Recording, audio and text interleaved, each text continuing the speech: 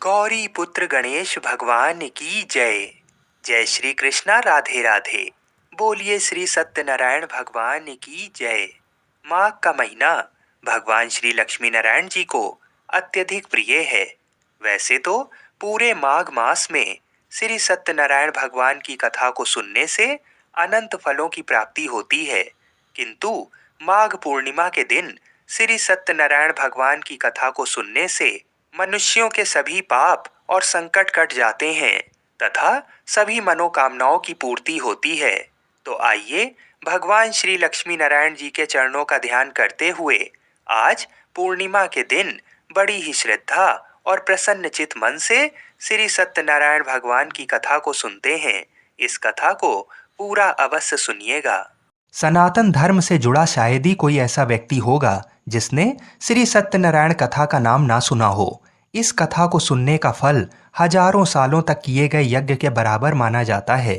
शास्त्रों के मुताबिक ऐसा माना गया है कि इस कथा को सुनने वाला व्यक्ति अगर व्रत रखता है तो उसके जीवन के दुखों को श्री हरि विष्णु खुद ही हर लेते हैं।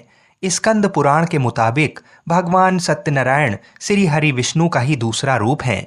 इस कथा की महिमा को भगवान सत्यनारायण ने अपने मुख से देवर्षि नारद को बताया है। पूर्णिमा के दिन इस कथा को सुनने का विशेष महत्व है। कलयुग में इस व्रत कथा को सुनना बहुत प्रभावशाली माना गया है। तो हमारी आपसे विनम्र विनती है कि इस कथा को पूरा अवश्य सुनिएगा। जो लोग पूर्णिमा के दिन कथा नहीं सुन पाते हैं वे कम से कम भगवान सत्यनारायण का मन में ध्यान कर लें, विशेष लाभ होता है। पुराणों में ऐसा भी बताया गया है कि जिस स्थान पर श्री सत्यनारायण भगवान की पूजा होती है वहां गौरी, गणेश, नवग्रह और समस्त दिक्पाल आ जाते हैं। केले के पेड़ के नीचे अथवा घर के ब्रह्म स्थान पर पूजा करना उत्तम फल देता है। भोग में पंजीरी, पंचामृत, केला और तुलसी दल विशेष रूप से शामिल करें। सिर्फ पूर्णिमा को ही नहीं, परिस्थितियों के मुताबिक किसी भी दिन कथा सुनी जा सकती है। बृहस्पतिवार को कथा सुनना विशेष लाभकारी होता है। भगवान तो बस प्रेम और भाव के भूखे हैं। इस कथा के प्रभाव से खुशहाल जीवन, दाम्पत्य सुख, मन चाहे वर वधू, संतान, स्वास्थ्य जैसी समस्त मनोकामनाओं की पूर्ति होती है। अगर पैसों से जुड़ी कोई समस्या है तो ये कथा किसी संजीवनी से कम नहीं है। तो जब भी मौका मिले भगवान की कथा सुने और सुनाएं। आइए भगवान श्री लक्ष्मी नारायण जी के चरणों का ध्यान करते हुए इस कथा को सुनते हैं। एक समय की बात है, नैमिषारण्य तीर्थ में सौनक आदि 88,000 ऋषियों ने श्री सूत जी से पूछा, हे प्रभु, इस कलयुग में वेद विद्या रहित मनुष्य को प्रभु भक्ति किस प्रकार मिल सकती है तथा उनका उद्धार कैसे होगा। हे मुनि श्रेष्ठ, कोई ऐसा तप बताइए जिससे थोड़े समय में ही पुण्य मिले और मनोवांछित फल भी मिल जाए। इस प्रकार की कथा सुनने की हम इच्छा रखते हैं। सर्व शास्त्रों के ज्ञाता सूत जी बोले, हे वैष्णवों में पूज्य, आप सभी ने प्राणियों के हित की बात पूछी है, इसलिए मैं एक ऐसे श्रेष्ठ व्रत को आप लोगों को बताऊंगा जिसे नारद जी ने लक्ष्मी नारायण जी से पूछा था और लक्ष्मीपति ने मुनि श्रेष्ठ नारद जी से कहा था, आप सब इसे ध्यान से सुनिए।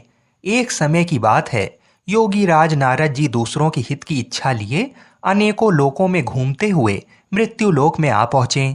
यहाँ उन्होंने अनेक योनियों में जन्मे प्राय सभी मनुष्यों को अपने कर्मों द्वारा अनेकों दुखों से पीड़ित देखा। उनका दुख देख नारद जी सोचने लगे कि कैसा यत्न किया जाए जिसके करने से निश्चित रूप से मानव के दुखों का अंत हो जाए। इसी प्रकार पर मनन करते हुए वह विष्णु लोक में गए। वहां वह देवों के ईश नारायण की स्तुति करने लगे, जिनके हाथों में शंख, चक्र, गदा और पद्म थे। गले में वरमाला पहने हुए थे। स्तुति करते हुए नारद जी बोले, हे भगवान, आप अत्यंत शक्ति से संपन्न हैं। मन तथा वाणी भी आपको नहीं पा सकती। आपका आदि, मध्य तथा अंत नहीं है। निर्गुण स्वरूप सृष्टि के कारण भक्तों के दुख को दूर करने वाले हैं। आपको मेरा नमस्कार है। नारद जी की स्तुति सुन विष्णु भगवान बोले, हे मुनि श्रेष्ठ, आपके मन में क्या बात है? आप किस काम के लिए पधारे हैं? उसे निसंकोच कहो। इस पर नारद मुनि बोले कि मृत्यु लोक में अनेक योनियों में जन्मे मनुष्य अपने कर्मों के द्वारा अनेकों दुख से दुखी हो रहे हैं। हे नाथ, आप मुझ पर दया रखते हैं तो बताइए कि वो मनुष्य थोड़े प्रयास से ही अपने दुखों से कैसे छुटकारा पा सकते हैं। तब श्री हरि बोले, हे नारद, मनुष्यों की भलाई के लिए तुमने बहुत अच्छी बात पूछी है। जिसके करने से मनुष्य मोह से छूट जाता है, वह बात मैं कहता हूँ, उसे ध्यानपूर्वक सुनो। स्वर्गलोक व मृत्युलोक दोनों में एक दुर्लभ उत्तम व्रत है जो पुण्य देने वाला है। आज प्रेमवश होकर मैं उसे तुमसे कहता हूँ। श्री सत्यनारायण भगवान का ये व्रत अच्छी तरह विधान पूर्वक करके मनुष्य तुरंत ही यहाँ सुख भोग कर मरने पर मोक्ष पाता है। श्री हरि के वचन सुन नारद जी बोले कि उस व्रत का फल क्या है और उसका विधान क्या है। ये व्रत किसने किया था, इस व्रत को किस दिन करना चाहिए, सभी कुछ विस्तार से बताइए। नारद जी की बात सुनकर श्री हरि बोले, दुख व शोक को दूर करने वाला, ये सभी स्थानों पर विजय दिलाने वाला है। मानव को भक्ति व श्रद्धा के साथ शाम को श्री सत्यनारायण की पूजा धर्मपरायण होकर ब्राह्मणों व बंधुओं के साथ करनी चाहिए। भक्ति भाव से ही नैवेद्य, केले का फल, घी, दूध और गेहूं का आटा सवाया लें। गेहूं के स्थान पर साठी का आटा, शक्कर तथा गुड़ लेकर वह सभी भक्षण योग्य पदार्थों को मिलाकर भगवान का भोग लगाएं। ब्राह्मणों सहित बंधु बांधवों को भी भोजन कराएं। उसके बाद स्वयं भोजन करें। भजन कीर्तन के साथ भगवान की भक्ति में लीन हो जाएं। इस तरह से सत्यनारायण भगवान का ये व्रत करने पर मनुष्य की सारी इच्छाएं निश्चित रूप से पूरी होती हैं। इस कलिकाल अर्थात कलयुग में मृत्यु लोक में मोक्ष का यही एक सरल उपाय बताया गया है। इस प्रकार से श्री सत्यनारायण व्रत कथा का प्रथम अध्याय संपूर्ण हुआ। आप लोग बड़ी श्रद्धा और प्रेम से बोलिए, श्रीमन्नारायण नारायण हरि हरि, भजमन्नारायण नारायण हरि हरि। बोलिए श्री सत्यनारायण भगवान की जय। मित्रों, अब दूसरा अध्याय सुनिए। सूत जी बोले, हे ऋषियों, जिसने पहले समय में इस व्रत को किया था उसका इतिहास कहता हूँ, इसे ध्यान से सुनो। सुंदर काशीपुरी नगरी में एक अत्यंत निर्धन ब्राह्मण रहता था। भूख प्यास से परेशान वह धरती पर घूमता रहता था। ब्राह्मणों से प्रेम करने वाले भगवान ने एक दिन ब्राह्मण का वेश धारण कर उसके पास जाकर पूछा, हे विप्र, नित्य दुखी होकर तुम पृथ्वी पर क्यों घूमते हो? दीन ब्राह्मण बोला, मैं निर्धन ब्राह्मण हूँ, भिक्षा के लिए धरती पर घूमता हूँ। हे भगवान, यदि आप इसका कोई उपाय जानते हो तो बताइए। वृद्ध ब्राह्मण कहता है कि सत्यनारायण भगवान मनोवांछित फल देने वाले हैं, इसलिए तुम उनका पूजन करो। इसे करने से मनुष्य सभी दुखों से मुक्त हो जाता है। वृद्ध ब्राह्मण बनकर आए सत्यनारायण भगवान उस निर्धन ब्राह्मण को व्रत का सारा विधान बताकर अंतर ध्यान हो गए। ब्राह्मण मन ही मन सोचने लगा कि जिस व्रत को वृद्ध ब्राह्मण करने को कह गया है, मैं उसे जरूर करूंगा। ये निश्चय करने के बाद उसे रात में नींद नहीं आई। वह सवेरे उठकर सत्यनारायण भगवान के व्रत का निश्चय कर भिक्षा के लिए चला गया। उस दिन निर्धन ब्राह्मण को भिक्षा में बहुत धन मिला, जिससे उसने बंधु बांधवों के साथ मिलकर श्री सत्यनारायण भगवान का व्रत संपन्न किया। भगवान सत्यनारायण का व्रत संपन्न करने के बाद वह निर्धन ब्राह्मण सभी दुखों से छूट गया और अनेक प्रकार की संपत्तियों से युक्त हो गया। उसी समय से ये ब्राह्मण हर माह इस व्रत को करने लगा। इस तरह से सत्यनारायण भगवान के व्रत को जो मनुष्य करेगा वह सभी प्रकार के पापों से छूटकर मोक्ष को प्राप्त होगा। जो मनुष्य इस व्रत को करेगा वह भी दुखों से मुक्त हो जाएगा। सूत जी बोले कि इस तरह से नारद जी से नारायण जी का कहा हुआ श्री सत्यनारायण व्रत को मैंने तुमसे कहा। हे विप्रो, मैं अब और क्या कहूँ? ऋषि बोले, हे मुनिवर, संसार में उस विप्र से सुनकर और किस किस ने व्रत को किया, हम सब इस बात को सुनना चाहते हैं। इसके लिए हमारे मन में श्रद्धा का भाव है। सूत जी बोले, हे मुनियों, जिस जिसने इस व्रत को किया है वह सब सुनो। एक समय वही विप्र धन व ऐश्वर्य के अनुसार अपने बंधु बांधवों के साथ इस व्रत को करने को तैयार हुआ। उसी समय एक लकड़ी बेचने वाला बूढ़ा आदमी आया और लकड़ियां बाहर रखकर अंदर ब्राह्मणों के घर में गया। प्यास से दुखी व लकड़हारा उनको व्रत करते देख विप्र को नमस्कार कर पूछने लगा कि आप ये क्या कर रहे हैं तथा इसे करने से क्या फल मिलेगा, कृपया मुझे भी बताइए।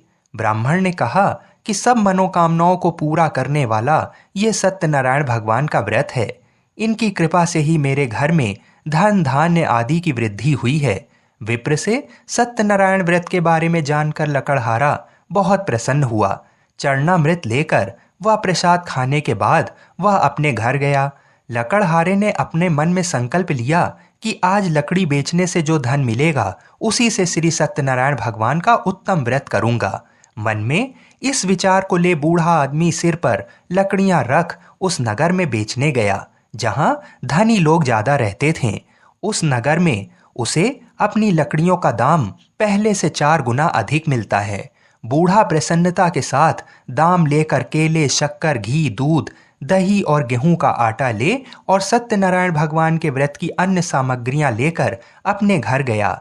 वहां उसने अपने बंधु बांधवों को बुलाकर विधि विधान से सत्यनारायण भगवान का पूजन और व्रत किया।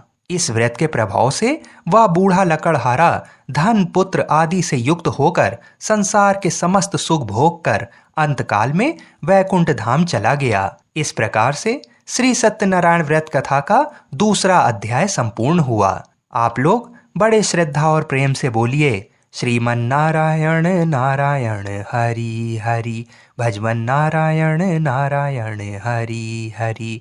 बोलिए श्री सत्यनारायण भगवान की जय। मित्रों, अब श्री सत्यनारायण कथा का तीसरा अध्याय सुनिए। सूत जी बोले, हे श्रेष्ठ मुनियों, अब आगे की कथा कहता हूँ। पहले समय में उल्कामुख नाम का एक बुद्धिमान राजा था। वह सत्यवक्ता और जितेंद्रिय था। प्रतिदिन देव स्थानों पर जाता और निर्धनों को धन देकर उनके कष्ट दूर करता था। उसकी पत्नी कमल के समान मुख वाली तथा सती साध्वी थी। भद्रशिला नदी के तट पर उन दोनों ने श्री सत्यनारायण भगवान का व्रत किया। उसी समय साधु नाम का एक वैश्य आया। उसके पास व्यापार करने के लिए बहुत सा धन भी था। राजा को व्रत करते देखकर वह विनय के साथ पूछने लगा, हे राजन, भक्ति भाव से पूर्ण होकर आप ये क्या कर रहे हैं? मैं सुनने की इच्छा रखता हूँ, तो आप मुझे बताइए। राजा बोला, हे साधु, अपने बंधु बांधवों के साथ पुत्र आदि की प्राप्ति के लिए एक महाशक्तिमान श्री सत्यनारायण भगवान का व्रत व पूजन कर रहा हूँ। राजा के वचन सुन साधु आदर से बोला, हे राजन, मुझे इस व्रत का सारा विधान कहिए। आपके कथा अनुसार मैं इस व्रत को करूंगा। आपके कथानुसार मैं भी इस व्रत को करूंगा। मेरी भी संतान नहीं है और इस व्रत को करने से निश्चित रूप से मुझे संतान की प्राप्ति होगी। राजा से व्रत का सारा विधान सुन व्यापार से निवृत्त हो वह अपने घर गया। साधु वैश्य ने अपनी पत्नी को संतान देने वाले इस व्रत का वर्णन कह सुनाया और कहा कि जब मेरी संतान होगी तब मैं इस व्रत को करूंगा। साधु ने इस तरह के वचन अपनी पत्नी लीलावती से कहे। एक दिन लीलावती पति के साथ आनंदित हो सांसारिक धर्म में प्रवृत्त होकर सत्यनारायण भगवान की कृपा से गर्भवती हो गई। 10वें महीने में उसके गर्भ से एक सुंदर कन्या ने जन्म लिया। दिनों दिन वह ऐसे बढ़ने लगी कि जैसे कि शुक्ल पक्ष का चंद्रमा बढ़ता है। माता पिता ने अपनी कन्या का नाम कलावती रखा। एक दिन लीलावती ने मीठे शब्दों में अपने पति को याद दिलाया कि आपने सत्यनारायण भगवान के जिस व्रत को करने का संकल्प किया था उसे करने का समय आ गया है। आप इस व्रत को करिए। साधु बोला कि हे प्रिय, इस व्रत को मैं उसके विवाह पर करूंगा। इस प्रकार अपनी पत्नी को आश्वासन देकर वह नगर को चला गया। कलावती पिता के घर में रह वृद्धि को प्राप्त हो गई। साधु ने एक बार नगर में अपनी कन्या को सखियों के साथ देखा तो तुरंत ही दूत को बुलाया और कहा कि मेरी कन्या के लिए योग्य वर देख कर आओ। साधु की बात सुनकर दूत कंचन नगर में पहुंचा और वहां देखभाल कर लड़की के सुयोग्य वाणिक पुत्र को ले आया। सुयोग्य लड़के को देख साधु ने बंधु बांधवों को बुलाकर अपनी पुत्री का विवाह कर दिया। लेकिन दुर्भाग्य की बात ये कि साधु ने अभी भी श्री सत्यनारायण भगवान का व्रत नहीं किया। इस पर श्री भगवान क्रोधित हो गए और श्राप दिया कि साधु को अत्यधिक दुख मिले। अपने कार्य में कुशल साधु बनिया जमाई को लेकर समुद्र के पास स्थित होकर रत्नासारपुर नगर में गया। वहां जाकर दामाद ससुर दोनों मिलकर चंद्रकेतु राजा के नगर में व्यापार करने लगे।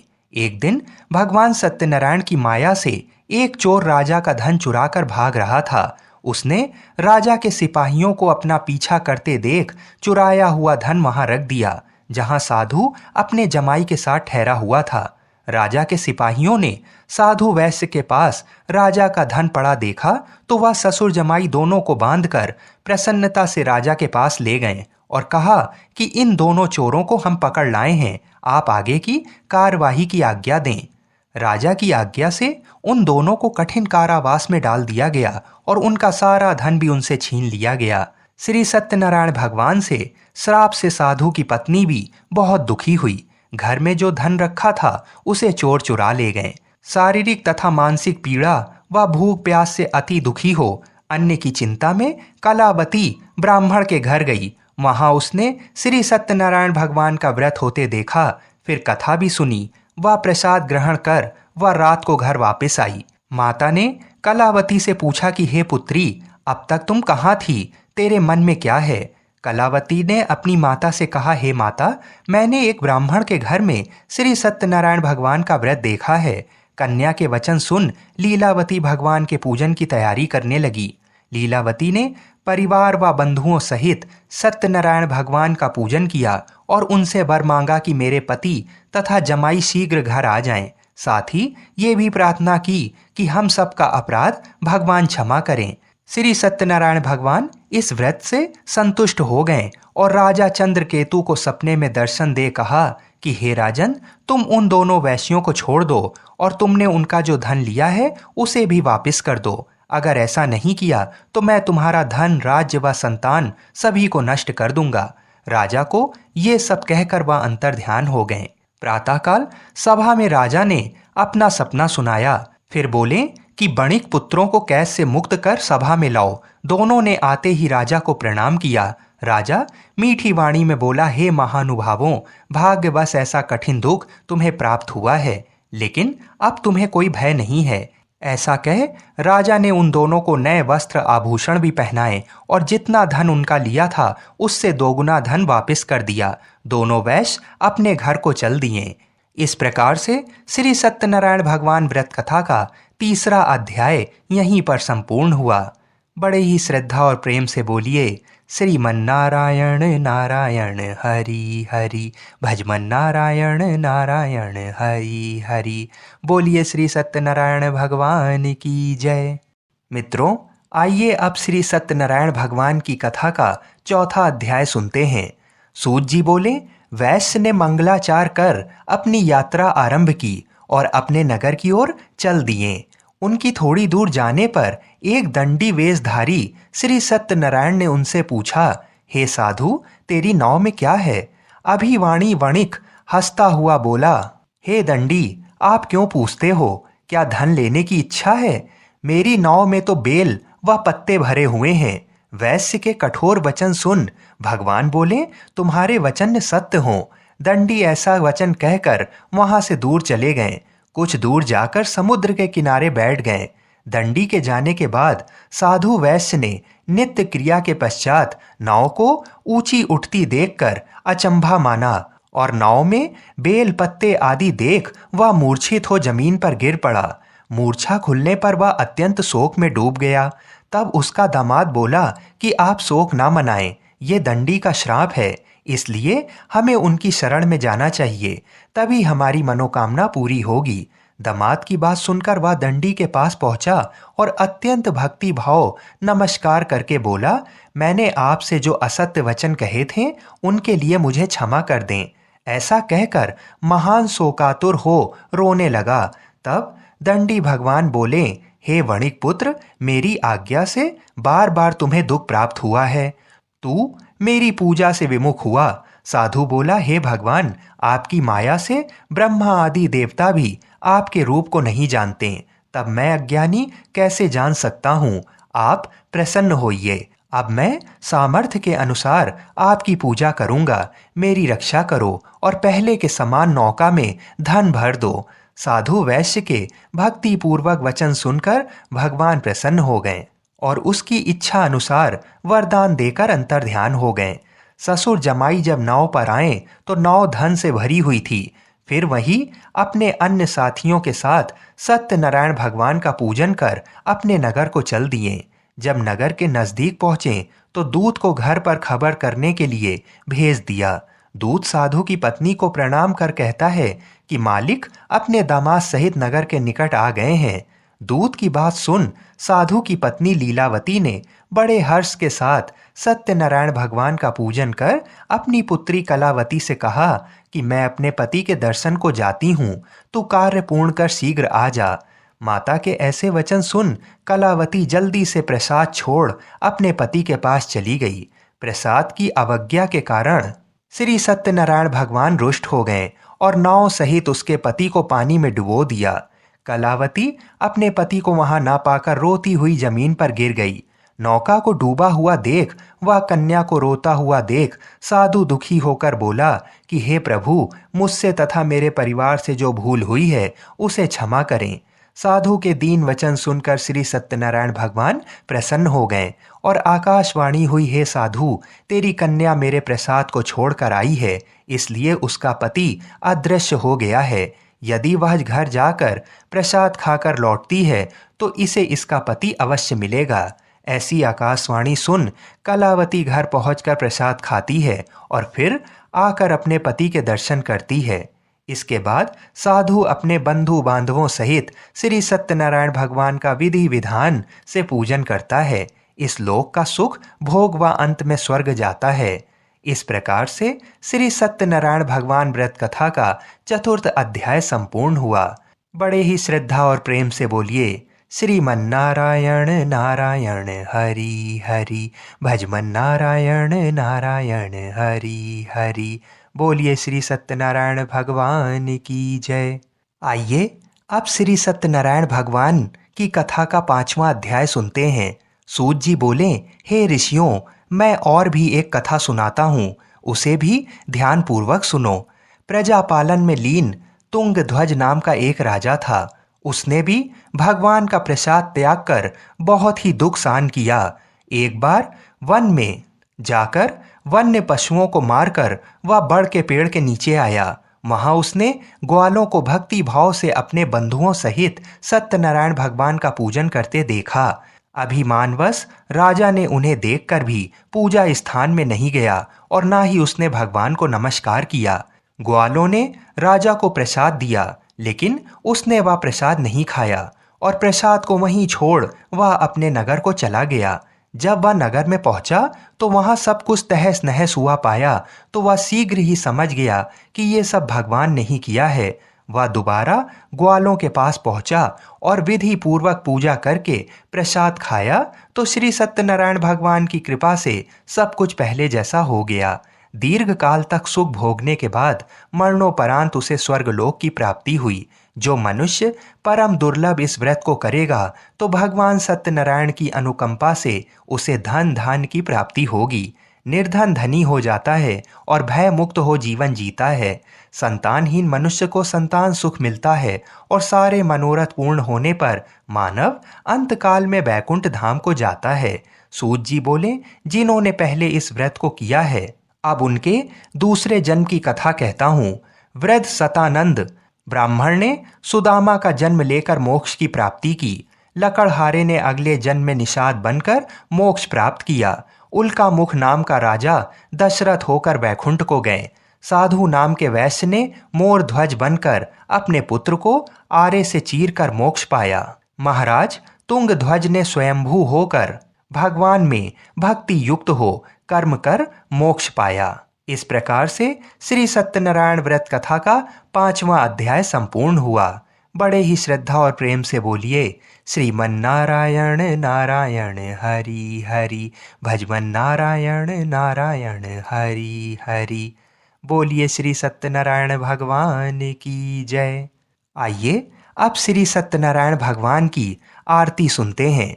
जय श्री लक्ष्मी रमणा, स्वामी जय लक्ष्मी रमणा, सत्यनारायण स्वामी, सत्यनारायण स्वामी, जनपातक हरणा।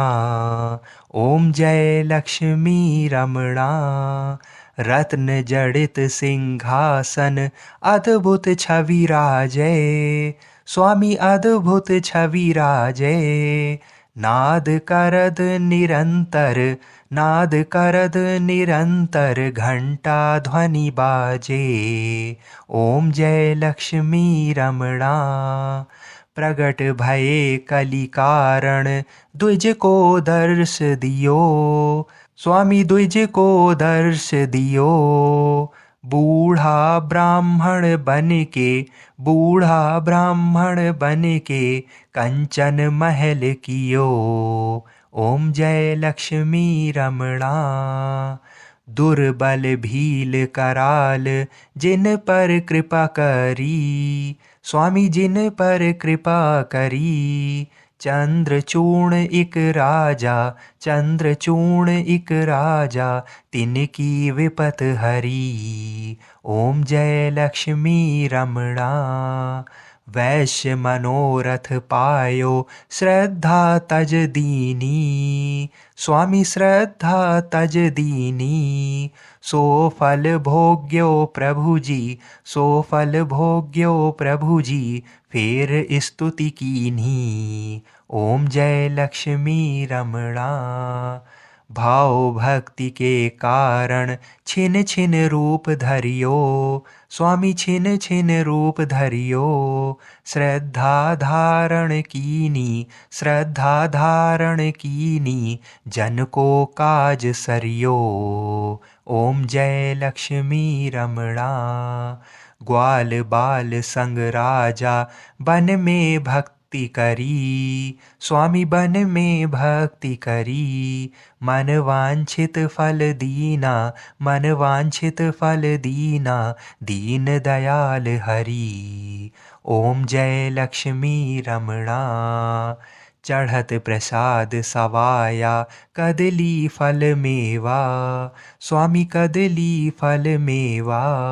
धूप दीप तुलसी से, धूप दीप तुलसी से राजी सत देवा।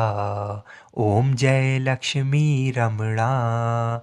श्री सत्यनारायण जी की आरती जो कोई नर गावे। स्वामी आरती जो कोई नर गावे। कहत शिवानंद स्वामी, कहत शिवानंद स्वामी मन वांछित फल पावे। ओम जय लक्ष्मी रमणा। बोलिए श्री सत्यनारायण भगवान की जय।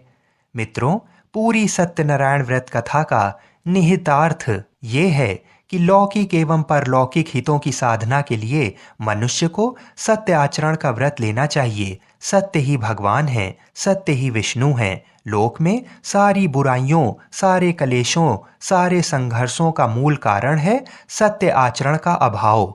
सत्यनारायण व्रत कथा पुस्तिका में इस संबंध में एक श्लोक है जिसका अर्थ है सत्यनारायण व्रत का अनुष्ठान करके मनुष्य सभी दुखों से मुक्त हो जाता है।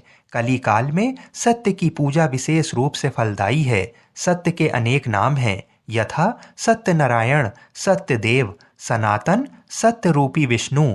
भगवान कलयुग में अनेक रूप धारण करके लोगों को मनवांछित फल देंगे। इसी प्रकार से श्री सत्यनारायण व्रत कथा संपूर्ण हुई। श्रीमन नारायण नारायण हरि हरि, भजमन नारायण नारायण हरि हरि।